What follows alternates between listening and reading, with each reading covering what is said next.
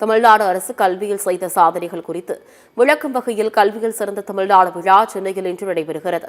புதுமை பெண் தமிழ் புதல்வன் 2025-26 ஆண்டிற்கான தொடக்க விழா சென்னை நேரு உள் விளையாட்டு அரங்கில் இன்று மாலை நடைபெறவுள்ளது.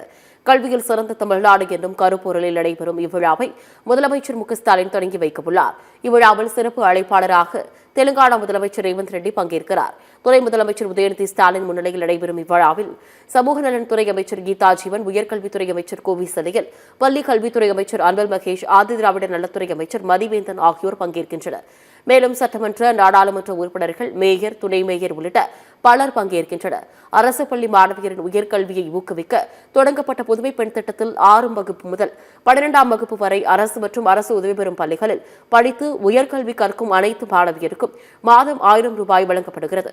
மாணவர்களின் உயர்கல்வி சேர்க்கையை அதிகரிக்க துவக்கப்பட்ட தமிழ் புதல்வன் கீழ் அரசு மற்றும் அரசு உதவி பெறும் பள்ளிகளில் 6ஆம் வகுப்பு முதல் 12ஆம் வகுப்பு வரை தமிழ் வழியில் படித்த மாணவர்களுக்கு உயர்கல்வியில் மாதம் 1000 ரூபாய் ஊக்கத்தொகை வழங்கப்படுவது குறிப்பிடத்தக்கது.